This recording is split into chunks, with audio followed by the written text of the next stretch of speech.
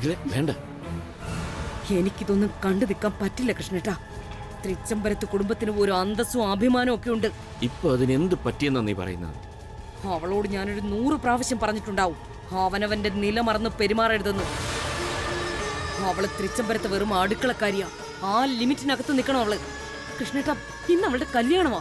കുറച്ച് സമയം കൂടി കഴിയുമ്പോ വേറൊരുത്തൻ അവളുടെ കഴുത്തിൽ താലി കെട്ടാനുള്ളതാ. അതിനിടയിൽ ഇവൾ എന്തിനാ ആനന്ദിനെ കൂട്ടിക്കൊണ്ട് അമ്പലത്തിൽ വന്നത്? അഖിലെ, അറിയാലോ ഒന്ന് രാവിലത്തെ കാര്യം. അനുഗ്രഹം വാങ്ങാൻ വന്ന ദാസിനെയും കല്യാണിയും കാര്യമറിയാതെ ശകാരിച്ചിട്ട് പിന്നീട് നിനക്ക് വലിയ ഫീലിംഗ് ആയി. അതുകൊണ്ട് നീ ഒന്ന് സമാധാനപ്പെടും പ്ലീസ്. ഇതിനെത്ര ടെൻഷൻ അടിക്കേണ്ട കാര്യമൊന്നുമില്ല. നിന്റെ മനസ്സിൽ ആവശ്യമില്ലാത്ത എന്തൊക്കെയോ ഭയമുള്ളതായിട്ടാണ് എനിക്ക് തോന്നുന്നത്. കൃഷ്ണേട്ടൻ ആനന്ദിന്റെ അച്ഛന്റെ സ്ഥാനത്ത് നിന്ന് മാത്രമായി ഇതിനെ കാണുന്നത്. പക്ഷെ ഞാനതല്ല. ഞാൻ തൃച്ചംബരത്ത് അഖിലാണ്ടേശ്വരിയായിട്ടാണ് നോക്കിക്കാണുന്നത്.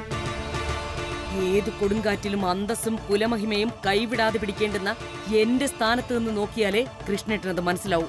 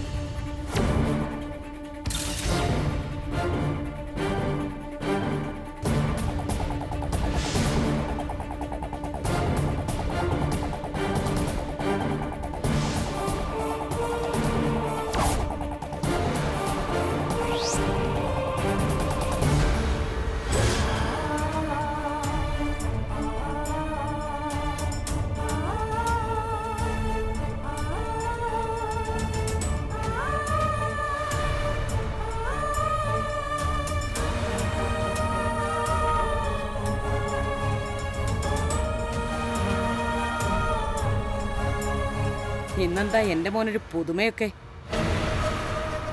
പിറന്നാളായിട്ട് എന്നോട് പോലും പറയാതെ മോനെന്താ വീട്ടിലെ ജോലിക്കാരിയുടെ കൂടെ അമ്പലത്തിൽ വന്നത്? സോറി അമ്മേ, കല്യാണി എനിക്ക് വേണ്ടി എന്തോ നേർച്ചകൾ നേർന്നിരുന്നു. അത് ചെയ്യാൻ അവളോടൊപ്പം ഒന്ന് വരുമെന്ന് ചോദിച്ചു. എനിക്ക് വേണ്ടി ചെയ്യുന്ന നേർച്ചയല്ലേ, പറ്റില്ലെന്ന് പറയാൻ തോന്നിയില്ല. അതാ ഇപ്പൊ തന്നെ ഇങ്ങോട്ട് പോകുന്നത്. നേർച്ചകളോ? അതെന്താണെന്ന് മനസ്സിലായില്ല. അത് മാഡം, മംഗല്യസിദ്ധി പൂജയും പുഷ്പാഞ്ജലിയോ പ്രധാനമായിട്ട്. മാഡത്തിന്റെ ആഗ്രഹം പോലെ വല്യുഞ്ഞിന്റെ മനസ്സിന് ഇഷ്ടപ്പെട്ട ഒരു പെണ്ണിനെ കിട്ടിയ വല്യുഞ്ഞുമായിട്ട് വന്ന് ഈ പൂജകളൊക്കെ ചെയ്തോളാന്ന് ഞാൻ ദേവിയോട് നേർന്നിരുന്നു. ശരി കല്യാണി, ആയിക്കോട്ടെ. പക്ഷെ ആ നേർച്ചകൾ ഇന്ന് തന്നെ ചെയ്യണമെന്ന് എന്താണ് ഇത്ര നിർബന്ധം? പിന്നൊരു ദിവസം ചെയ്താൽ പോരെ? മതി. പക്ഷേ ഇന്ന് കല്യാണം കഴിഞ്ഞ് ഞാൻ ആ വീട് വിട്ട് പോവുമല്ലേ. പിന്നെ വീട്ടില് ജോലിക്ക് പോലും വരണ്ടെന്ന് മാഡം പറഞ്ഞിരുന്നു. അങ്ങനെ വരുമ്പോ എനിക്കൊരിക്കലും പിന്നെ ഈ നേർച്ച നടത്താൻ പറ്റിയെന്ന് വരില്ല. അപ്പൊ പിന്നെ മാഡത്തിനും തൃച്ചംബരം തറവാടിനും ദേവീകോപം ഉണ്ടായാലൊന്ന് ഭയന്നിട്ടാ ഇന്ന് തന്നെ വല്യുഞ്ഞിനെ അമ്പലത്തിലേക്ക് കൊണ്ടുവന്നത്. അത് തെറ്റായി പോയെങ്കിൽ ക്ഷമിക്കണം, മാപ്പ്. ആ ശരി ശരി, നിന്റെ കല്യാണ മുഹൂർത്തത്തിന് സമയമായി. പെട്ടെന്ന് ഇവിടെ നിന്ന് ഇറങ്ങാൻ നോക്ക്. ഇപ്പൊ തന്നെ ഒരുപാട് വൈകിക്കഴിഞ്ഞു. ശരി മാഡം. അല്ലമ്മേ, കല്യാണി ഞാൻ ഡ്രോപ്പ് ചെയ്തിട്ട് വരാം. വേണ്ട, നിന്റെ കല്യാണ മുഹൂർത്തത്തിന് സമയമായി. പെട്ടെന്ന് ഇവിടെ നിന്ന് ഇറങ്ങാൻ നോക്ക്. ഇപ്പൊ തന്നെ ഒരുപാട് വൈകിക്കഴിഞ്ഞു. ശരി മാഡം. അല്ലമ്മേ, കല്യാണി ഞാൻ ഡ്രോപ്പ് ചെയ്തിട്ട് വരാം. വേണ്ട, അവളൊരു ഓട്ടോ വിളിച്ച് പൊയ്ക്കോളും, അല്ലെങ്കിൽ നടന്ന്. നീ അതിന് ബുദ്ധിമുട്ടേണ്ട ആവശ്യമില്ല. കല്യാണി പെട്ടെന്നാവട്ടെ. ശരി മാഡം.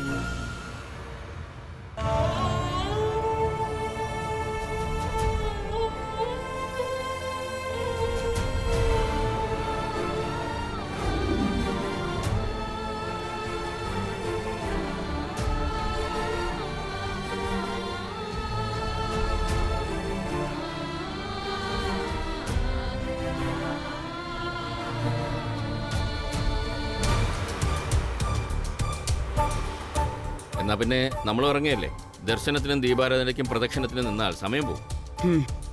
ഒരു മിനിറ്റ്.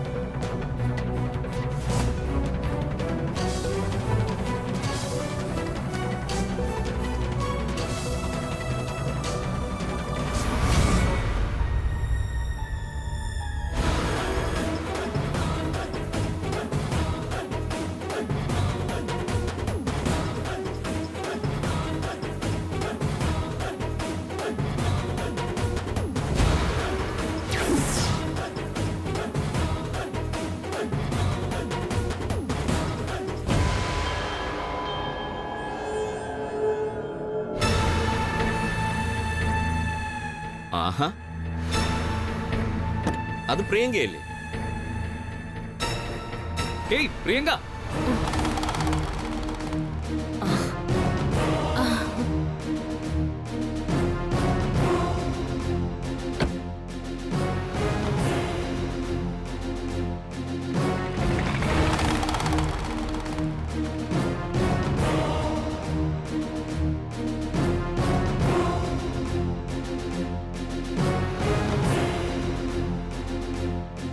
അല്ല പ്രിയങ്ക എന്താ ഇവിടെ? ഞാൻ ഇപ്പൊ വന്ന് ഇറങ്ങിയതാ ആന്റി. ഇന്ന് ആനന്ദിന്റെ ബർത്ത്ഡേ അല്ലേ, അതുകൊണ്ട് ആനന്ദിന്റെ പേരിൽ ഒരു പൂജ ചെയ്യാന്ന് വിചാരിച്ച് വന്നതാ. ഒരു ഗണപതി ഹോമം നടത്തണം. ആഹാ, വെരി ഗുഡ്.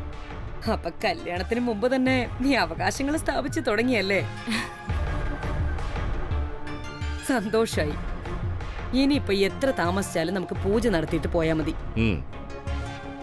മോള് വാ.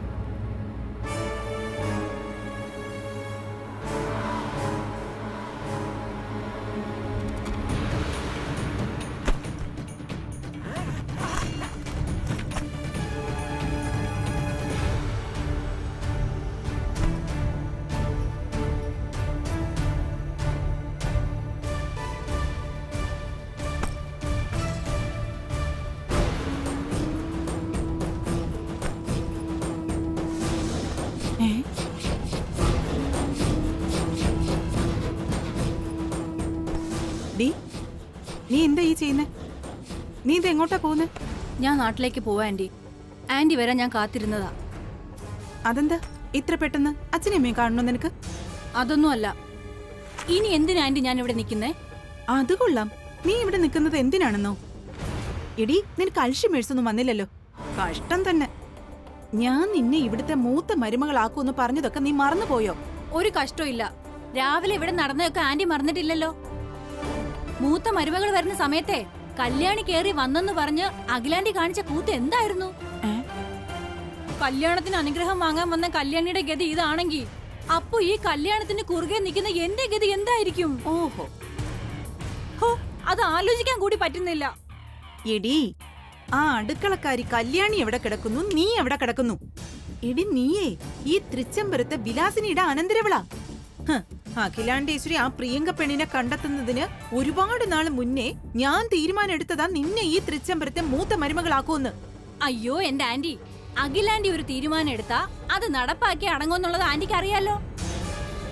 പിന്നെ എന്തിനാ ആന്റി വെറുതെ? എടി, എന്നാ നീ ഇനി കേട്ടോ, അഖിലാണ്ടേശ്വരിയുടെ പ്ലാനുകളൊക്കെ പൊളിച്ചടുക്കാൻ പോവാ ഈ വിലാസിനി. ഓരോന്നോരോന്നായിട്ടല്ല, ഒരു ചീട്ട് കൊട്ടാരം പൊളിയുന്നത് പോലെ ചടപടാന്ന്. നീ എന്നെ ഒന്ന് വിശ്വസിക്കേ. ഇവിടെ ഇപ്പൊ അഖില ആ പ്രിയങ്ക ഒന്ന് ആലോചിച്ചെന്നല്ലേ ഉള്ളൂ, അല്ലാതെ നിശ്ചയം കല്യാണമൊന്നും കഴിഞ്ഞിട്ടില്ലല്ലോ. എന്നാ എഴുതി വെച്ചോ, അതൊന്നും നടക്കാൻ പോകുന്നില്ല. ഈ വിലാസിനി വിചാരിക്കുന്ന പോലെ കാര്യങ്ങൾ നടക്കും. അത് നടത്താനുള്ള ഗഡ്സ് ഈ വിലാസിനിക്കുണ്ടെന്ന അരവിന്ദിന്റെ നിശ്ചയം മുടക്കി ഞാൻ തെളിയിച്ചതല്ലേ? എന്താ അതുപോരെ എന്റെ ശക്തിയും ബുദ്ധിയും തെളിയിക്കാൻ? അപ്പോ ആന്റി, ഞാനും ആനന്ദേട്ടനും തമ്മിലുള്ള വിവാഹം നടക്കാനുള്ള ചാൻസ് ഉണ്ടല്ലേ? ഹോ, സന്തോഷായി. അങ്ങനെയാണെങ്കിലേ ഞാൻ ഇനി നാട്ടിലേക്ക് പോകുന്നില്ല. അല്ലെങ്കിൽ തന്നെ ഇവിടുത്തെ ഭക്ഷണമൊക്കെ ഉപേക്ഷിച്ചിട്ടേ എങ്ങനെ പോകുന്നുള്ള ടെൻഷനിലായിരുന്നു ഞാൻ. ഇപ്പൊ സമാധാനമായി. ആന്റി വെറുതെ പറഞ്ഞൊന്നുമല്ലല്ലോ, ഈ കല്യാണം നടക്കുമെന്ന് പറഞ്ഞത് സത്യമല്ലേ? ദേ, എന്റെ തലയെ പിടിച്ച് സത്യം ചെയ്തേ നോക്കട്ടെ. സത്യം. നിന്നെ സുഖിപ്പിക്കാനുള്ള നല്ല വാക്കുകളൊന്നും അല്ല ഇത്. ഇനി വേണ്ടി വന്ന അംഗത്തിനിറങ്ങും ഈ വിലാസിനി. അതിന് ഞാൻ ഉപയോഗിക്കുന്ന ആയുധം കുന്തവും ചുരുകിയൊന്നുമല്ല, വാള. ഇരുതല മൂർച്ചയുള്ള നല്ല ഉഗ്രൻ വാളെടുത്ത് വീശും ഞാൻ. വെട്ടൊന്ന് തുണ്ടം 2. അതാണ് ഇനി പ്രമാണം. ആന്റി ഇത് എന്തൊക്കെയാ പറയുന്നേ? ഇരുതല മൂർച്ചയുള്ള വാളോ? അതേടി, തൊട്ട ചോര ചീറ്റുന്ന ആയുധം. ആനന്ദിന്റെയും കല്യാണിയുടെയും ഡെമോ കല്യാണം.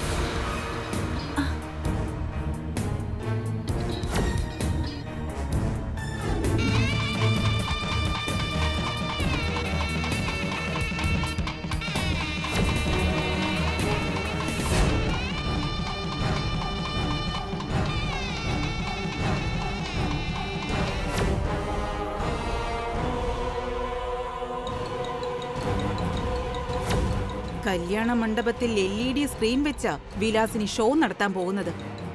ഇനി അവിടെ നടക്കാൻ പോകുന്നത് കല്യാണമല്ല, ശവോടക്ക. തൃച്ചംബരത്തെ അഖിലാണ്ടേശ്വരിയുടെ തോക്കിന്ന് പൊട്ടും. പൊട്ടിക്കും ഞാൻ.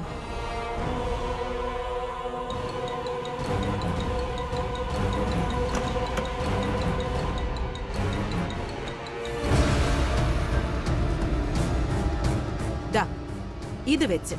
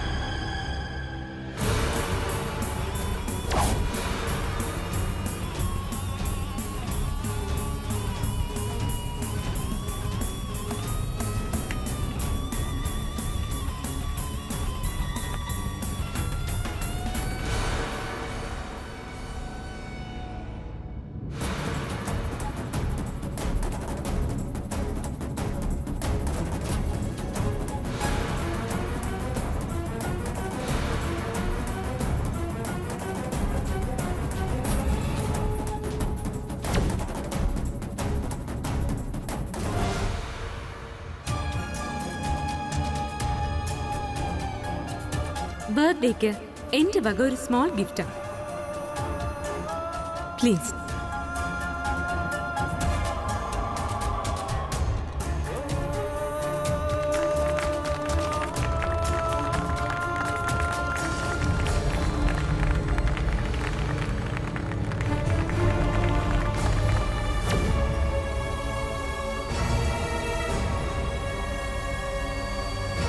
കണ്ടില്ലേ ആന്റി അവളുടെ ഒരു ചിരി? എന്റെ സ്ഥാനത്തല്ല അവളിപ്പോ നിൽക്കുന്നത്. ഇതൊക്കെ കാണുമ്പോ എനിക്ക് അങ്ങോട്ട് സഹിക്കുന്നില്ല. എടി, നീ ഒന്ന് അടങ്ങ്. അവൾ എന്തോ കാണിക്കട്ടെ.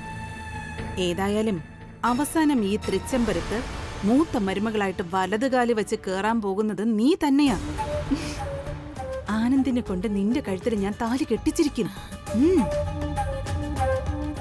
അല്ല, ചേച്ചിയെ കാണുന്നില്ലല്ലോ.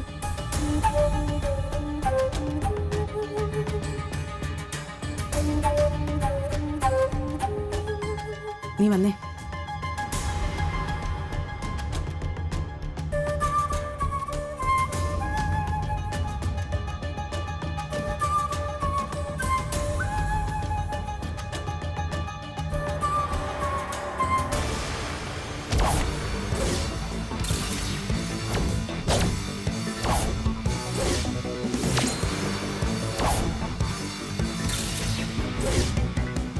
നിനക്ക് കണ്ണു മൂക്കൊന്ന് കാണാൻ വയ്യടി?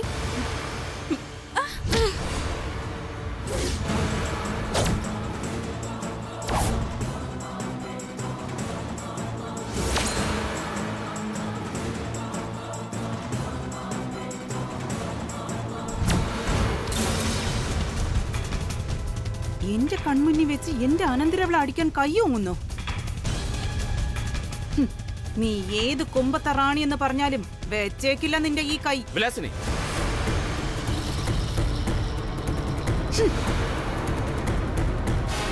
ആദ്യം നിന്റെ അനന്തരവളോട് മര്യാദയ്ക്ക് നടക്കാൻ പറ. അവളാണ് ലക്കിൽ ലെക്കാനോ ഇല്ലാതെ ഇങ്ങോട്ട് വന്ന് മുട്ടിയത്. പ്രിയങ്ക, മോള് വാ, അഖില റെഡിയായെന്ന് തോന്നുന്നു.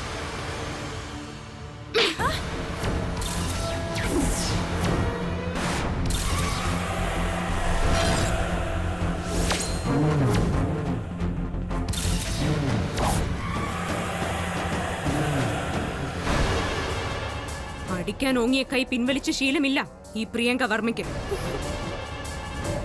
Priyanka, what is this? ഇന്ന് ഈ തൃച്ചംബരത്തെ 2 വിശേഷങ്ങളാണ് നടക്കുന്നത്. അതിനിടയ്ക്ക് വെറുതെ. Sorry uncle, I am very very sorry. ആ വരൂ.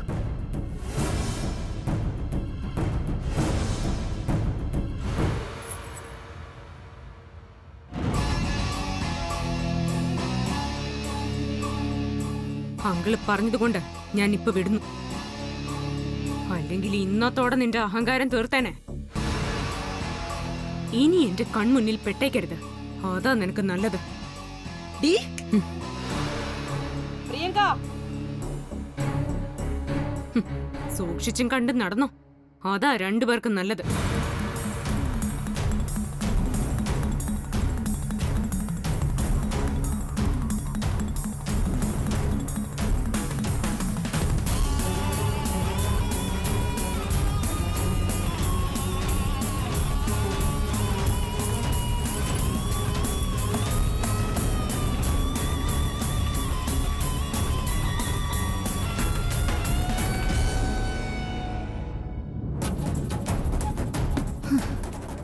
ഒരുത്തിയെ കൊണ്ടേ ഇവിടെ സഹിക്കാൻ വയ്യ. വന്നത് അതിലും വലിയ സാധനമാണല്ലോ. ആന്റി, അവൾ എന്നെ അടിച്ചിട്ട് പോയത് കണ്ടില്ലേ? ആന്റി അത് കണ്ടിട്ട് വെറുതെ നോക്കി നിന്നല്ലോ. അവൾ അടിച്ചത് നിന്നെയല്ല, എന്നെയാ. കുറിച്ച് വെച്ചിട്ടുണ്ട് ഞാൻ. പലിശ ചേർത്ത് തിരിച്ചു കൊടുക്കും. വിലാസിനി അത് കൊടുത്തിരിക്കും. പക്ഷേ ഇപ്പം നമ്മൾ ടാർഗറ്റ് ചെയ്യേണ്ടത് ഇവളെയല്ല, ആ അടുക്കളക്കാരിയുടെ കല്യാണം മുടക്കല. ആദ്യം അത്, പിന്നെ മതി ഈ നശൂലത്തിന്റെ കാര്യം. നീ വാ.